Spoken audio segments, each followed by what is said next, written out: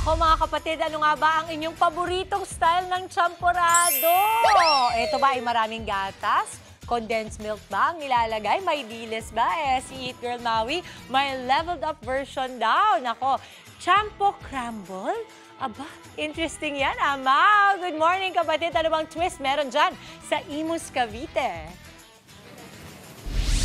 Mama, good morning! At good morning sa ating mga kapatid. Ang una kong tanong sa inyo gaano kalayo kayo willing to go para sa inyong mga food trip at food cravings? Kasi ang inyong Eat Girl talagang umabot dito sa Imus, Cavite at para yan dito sa aking mga hawak ngayon na kanilang mga champorado na iba't ibang klaseng flavors. At dito po yan sa JJ Licious Sweet Delights. Ayan. So all the way dito sa Imus, Cavite, nandito tayo dahil di tayo magpapahuli. Ito ay nag-trend talaga.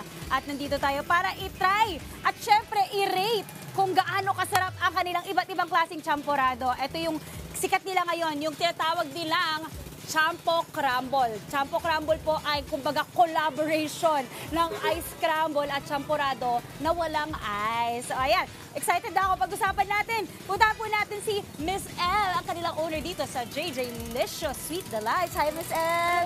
Good morning! O diba naka-pink din si Miss L? Katerno niya yung kanilang Champo Crumble. Okay, Miss L, dito nakikita natin may tatlong klase po ng champorado. Ito yung chocolate, ito yung ube, ito yung uso nyo ngayon na nagtitrending, yung Champo Crumble. Pakita natin paano nyo siya ginagawa, Miss El. Okay. Ayan, actually, mga kapatid, itong ube champorado nyo yung unang nag-trend kasi may cheese, Yes. diba? Opo. Pero Milk powder ba? may milk powder Yes. din, kakaiba. Pero ngayon, ito ang ibibida natin. Yes. Yung Champo Crumble. Ayan. Ayan, so una nilagyan natin ng gatas. May gatas po siya, tapos lalagyan po natin siya. Ayan na actually yung timpla nyo dito kakaiba. Hindi nyo pwede, syempre secret nyo yun, diba? Hindi naman pwedeng i-share yun yung secret, yung sharing na Champo Crumble. Ayan, tapos naglagay ulit tayo ng gatas ng evaporada. Tapos more layers. Yes po. Layer po. Layer lang Para yan. masaya. Oo, para masaya. Tsaka, para mas masarap. Yes po. Kung pagkasiksik ang inyong mga flavors at toppings. Okay, anong next after? Bali man di pa tayo tapos, meron pa siyang powder milk. Uy, ang sarap. Ako, kanina natanong ni Mama Dils, ano yung favorite nyo sa champorado? Ako yung style ko yung maraming gatas. Yun yung style for me. Okay, and then? Tapos ito po. Marshmallows. Tapos, ito. Mix. okay.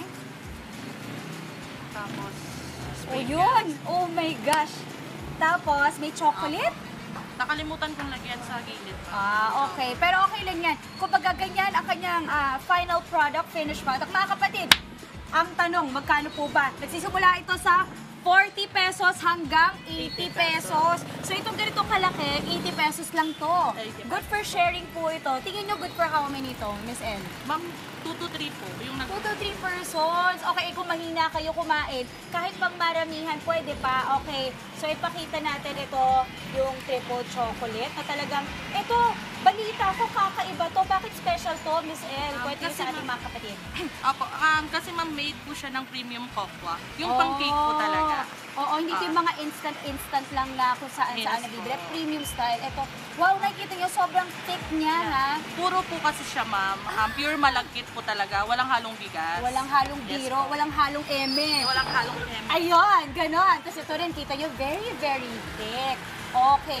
Alam nyo, natutuwa ako mga kapatid. Kanina kakwentuhan ko si Miss El. Share ko lang ha. Kung okay lang, share ko sa mga kapatid natin, Miss El. Sabi ko, Miss El, paano ba nagsimula itong business mo? Ang sabi niya sa akin, nag-start talaga to sa halo-halo, mga kapatid. Kung naalala nyo, meron silang mga tub ng halo-halo na nag-trend. Opo, nung summer po, nung May.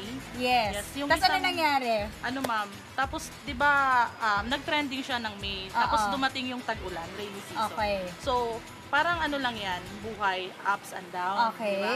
So, nung time na down, stress ako. Oo. So, naimbento ko yung kasi gusto ko ilaban Yung ko. negosyo. Yes po. At the same time, iniisip ko rin yung mga staff ko na kailangan lumaban ka para tuloy-tuloy pa rin. Oo. Kahit na dumaan yung tumal, kailangan hindi tayo sumusuko. Wow, ang ganda ng message, di ba? At naisip nyo pa rin syempre yung mga staff nyo, pati kayo. Ganun lang po sa buhay, laban lang mga kapatid. Yes. Nakita nyo, from stress, lungkot. Apo. Di ba? Yan ang naging resulta. Nagkaroon sila ng trending business ulit ngayon. Okay, Miss El, babalikan kita ha, kasi eto na, pupunta na tayo sa Tikiman time. Okay, balik ako Miss El. At syempre, mga kapatid, hindi kompleto ang on the go na walang Tikim Squad. Hello, Tikim Squad! And ang ating Tikim Squad for this morning, ano pangalan nila? T-Vince po. T-Vince. Mark. Mark. Alex, okay. Kompleto na ang aming squad for today. Get your spoons and get your chosen flavor. Ako talaga, ma-chocolate ako. Pero ang itatry ko talaga, itong kanilang scramble. Choco crumble. Ito ha. Okay, ready? Sabay-sabay tayo. Ikaw, Alex, anong bet mo? Ayan. Halos same kami lahat. Okay, kanya-kanyang flavor. Okay, let's do it. And, nag-overload na siya. And 1, 2, 3, let's go. Oh my gosh, masarap pala ang ice scramble na walang ice. No promise, lahat siya ng ice scramble. Pero wala siyang yelo, hindi siya nakakangilo. Tapos nakakabusog siya. Wow! Sobrang panayong. Isipin nyo na lang yung ice scramble nasa champorado. Tapos yung toppings niya, iba't ibang klaseng texture. Matamis, pero yung tamis niya hindi nakakasawa. Sakto lang, hindi ka mananawa. Okay, eto na, pag-usapan na natin yung ating mga ratings. Mag-start tayo kay Alex. Rated from 1 to 5, 5 being the highest. 5 out of 5. Yun, 5 out of 5, kumbaga the top score. Okay, Sir Mark. 5 out of 5. Favorite ko kasi itong ube flavor. Naku mga ube lover, Mami Chiki. Shoutout sa Mami Chiki natin. Kaso wala si Mami Chiki ngayon eh. Okay, kayo po. 5 over 5. 5 over 5 din. Ito, Premium champorado. oo, Panalo. at saka ito kasi, kakaiba. Hindi mo ito mahanap kung saan-saan lang ha. Kaya talagang nakita yun naman mga kapatid, dinayo pa natin all the way dito sa Imus Cavite. Guys, thank you for the ratings. Enjoy. Okay, tawagin ulit natin si Miss El. Miss El, feeling ko yung mga kapatid natin talagang nagre-ready na pumunta dito sa Imus Cavite. Paano kayo mahanap at saan? Located po kami dito sa Legion 2, Block 9, Lot 2, Phase E. Phase E. Opo, pagbaba lang po siya ng Birita na tulay, tsaka malapit sa Imos Super Health Center. Ayun, may mga landmarks. At meron kayong phone number at Facebook? Yes ma'am, meron po. Pag message po kayo sa JJ Licious Sweet Delights, tsaka pwede po kayong mag-text din po, 0994-928-249.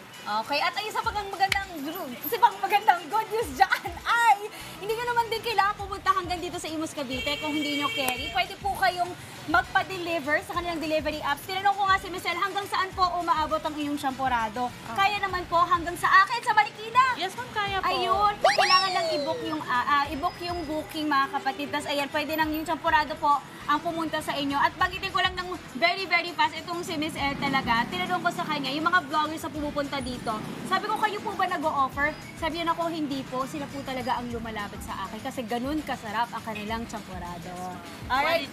Quality. Miss El, maraming salamat. Kapag tayo. Salamat din po sa inyong pag-open ng inyong doors para sa amin. Again, your store hours are from? 11 a.m. to 7 p.m. Ma'am, may isang branch din ako Hindi lang sa Legion 2. Meron din ako sa The Junction Food Yard. Malapit po sa Imus Plaza. Okay. So dalawa na pala. Alright. Mga kapatid, Miss El, thank you again so much. Okay, mga kapatid, ito ang aking breakfast for this morning. Kakain muna ako. That's it for On The Go. Back to the studio.